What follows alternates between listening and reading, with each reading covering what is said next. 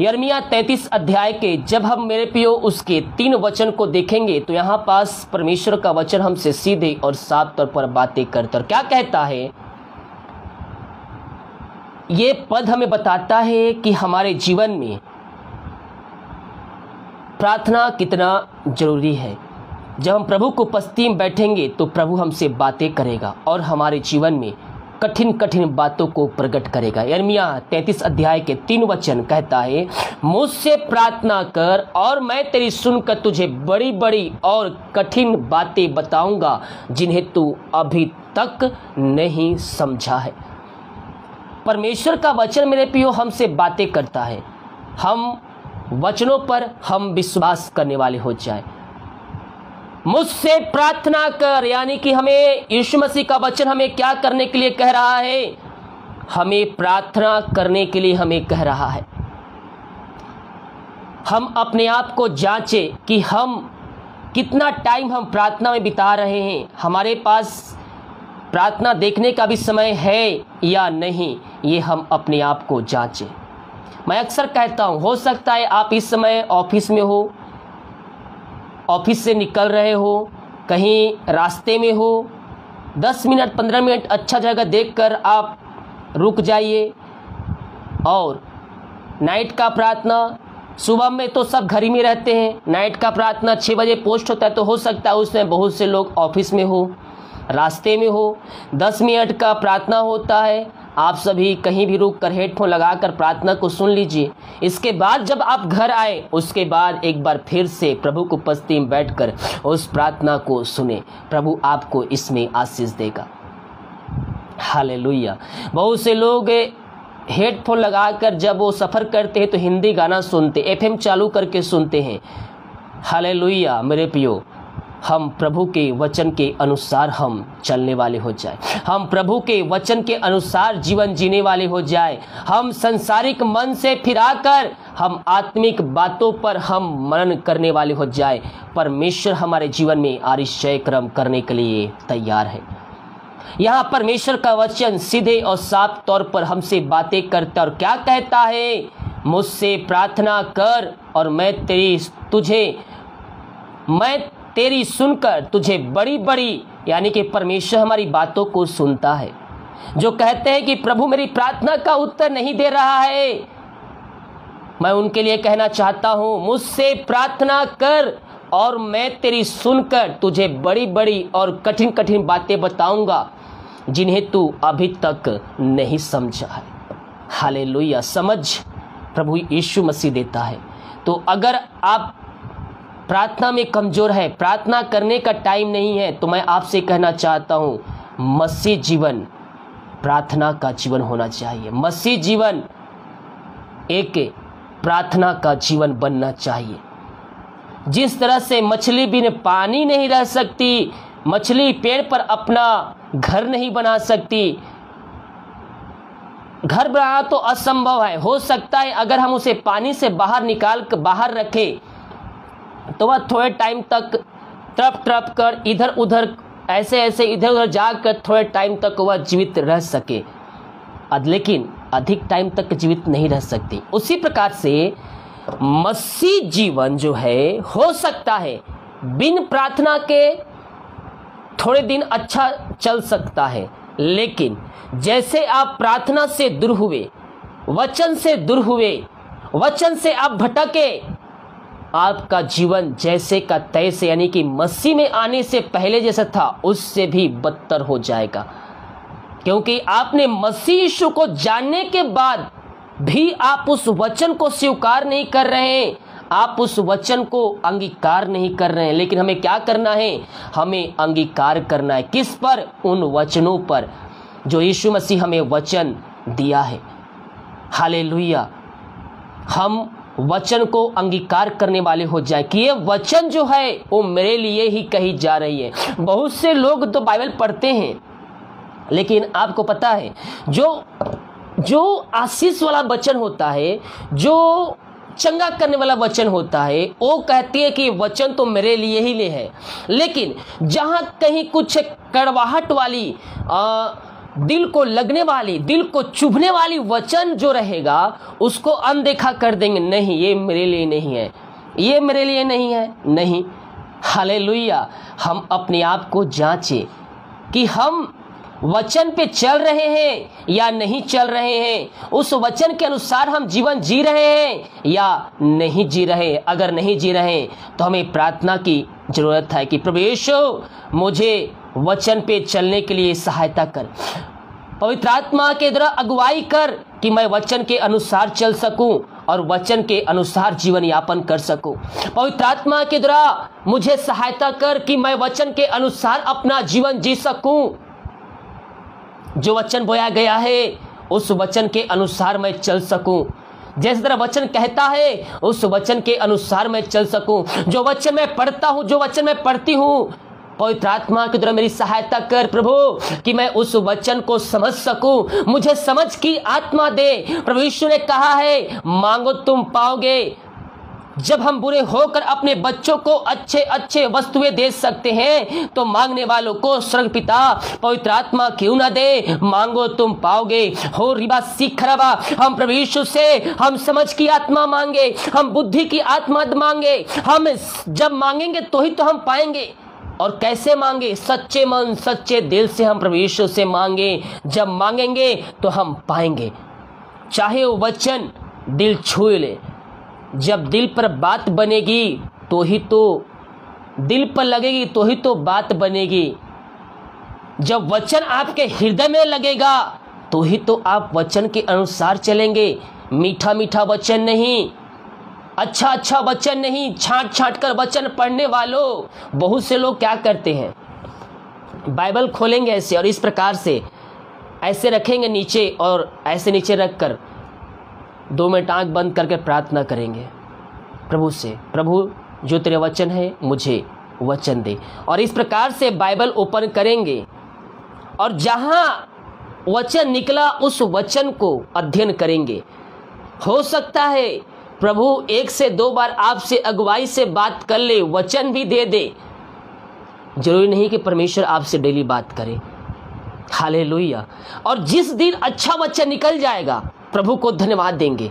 और जिस दिन खोलकर दिल को चुभने वाला वचन लगेगा वो बोलेंगे नहीं, ये वचन नहीं। फिर से बाइबल बंद करेंगे, प्रार्थना करेंगे और फिर से वचन दोबारा निकालेंगे। जो पहला वचन आया था वो तो कड़वाहट वाली वचन थी, उसको दिल के चुभने वाली वचन थी, उसको नहीं अध्ययन करेंगे।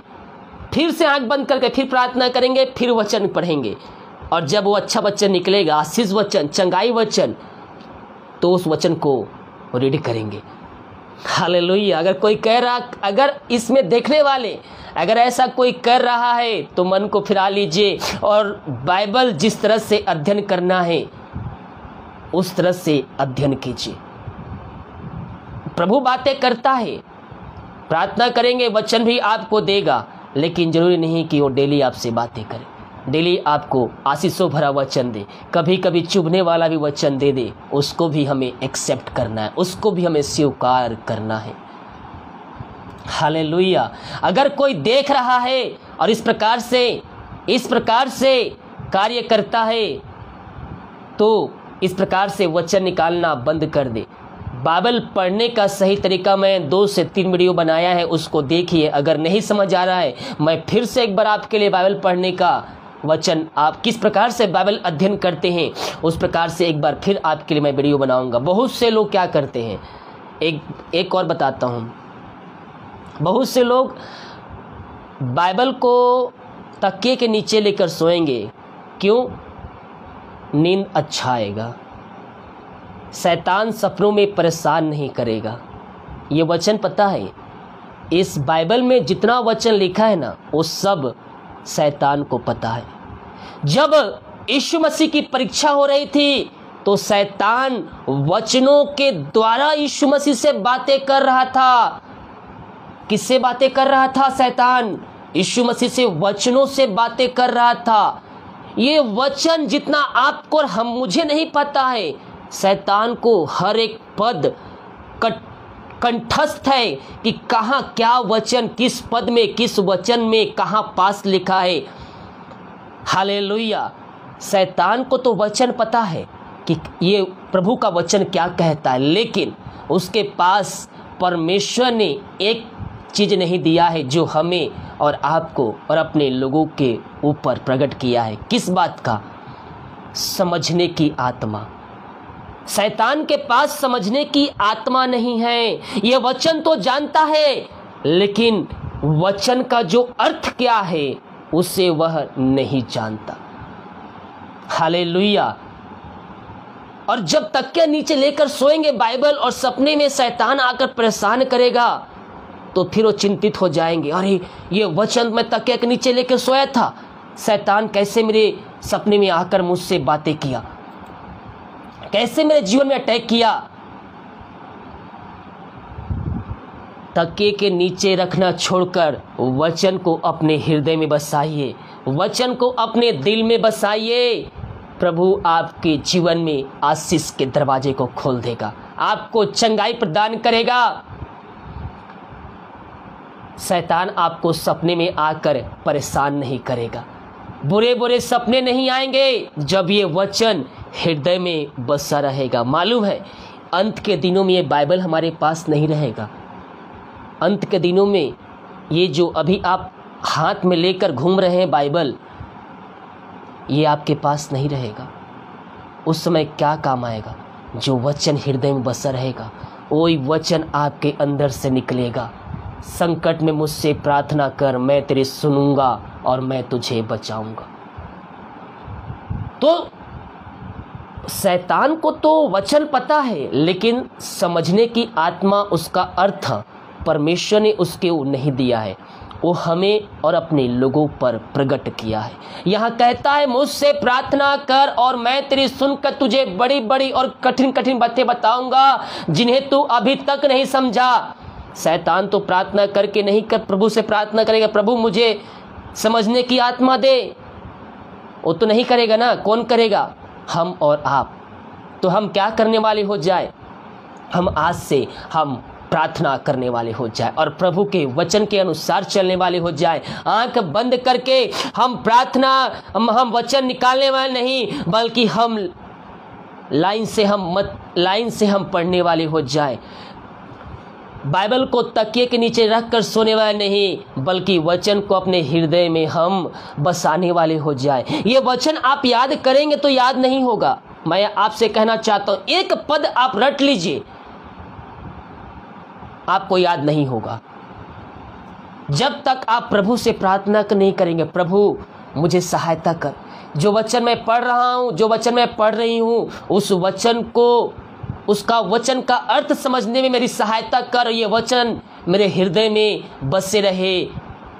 हालेलुया। जब हम रटेंगे तो हम आशीष को नहीं पाएंगे, वो याद भी नहीं होगा। बहुत से लोग प्रार्थना क्या करते हैं, अन्य भाषा को लिखते हैं और उसको लिखकर याद करने की कोशिश करते हैं। अन्य भाषा लिखने की आवश्यकता नहीं है। जब आप प्रभु से प्रार्थना करेंगे वो आपको अपने आत्मा से भरपूर कर देगा। अन्य भाषा के वरदानों से, अभिषेकों से आपको तृप्त कर देगा मेरा यीशु आपको। हालेलुया। ओ रिबा सिखरबा हुलबा रिखरबा रिक्तम जयम रिक्तम जयम रिक्तम जयम रिबा रिबा सिखरबा हुलबा रिखरबा। Thank you Jesus, thank you Jesus, glory glory glory glory. ओ हालेलुया। रिबा सिखरबा हुलबा रिखरबा रिक्तम जयम। हम वचन को, ये बाइबल को हम तकिए के नीचे रख के सोने वाले नहीं, बल्कि हम इसको हृदय में रख कर हम सोने वाले हो जाए। प्रभु हमें इसमें आशीषों से भरपूर कर देगा। प्रभु इन वचनों की तरह हम सबको आशीष दे। आइए हम 2 मिनट हम प्रार्थना की ओर जाएंगे। प्रभु को धन्यवाद देंगे इन सारे आशीषों के लिए। पिता परमेश्वर, हम धन्यवाद देते हैं पिता तेरे अद्भुत वचन के लिए जो आज पिता हमारे ऊपर प्रकट किया। पिता जो वचन बोया गया है प्रभु जी, जो बातें बताया गया है पिता, ये वचनों पे चलने वाली हो जाए पिता। ये वचनों के द्वारा आशीष को प्राप्त करने वाले हो जाए प्रभु जी। वचन के द्वारा इनका जीवन पूर्ण रूप से परिवर्तन हो जाए खुदावन। आज के वचन और उपदेश के द्वारा इनका जीवन पूर्ण रूप से परिवर्तन हो जाए। हम केवल वचन सुनने वाले नहीं बल्कि हम वचन के अनुसार हम चलने वाले हो जाए। ऐसा हमें पिता अपने अपने पवित्र आत्मा के द्वारा हमें तैयार कीजिए पिता परमेश्वर। ओ थैंक यू जीसस। जो समझ की आत्मा जिसको चाहिए प्रभु उसको समझ की आत्मा देगा।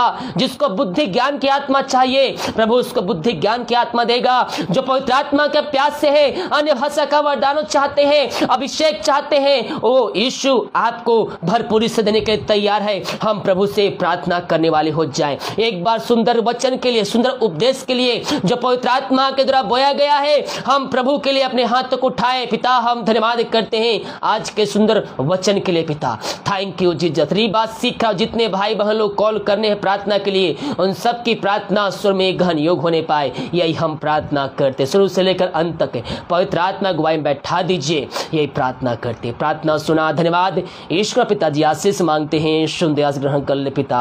आमीन। Praise the Lord. कॉलिंग प्रार्थना 8:30 हो गया आज।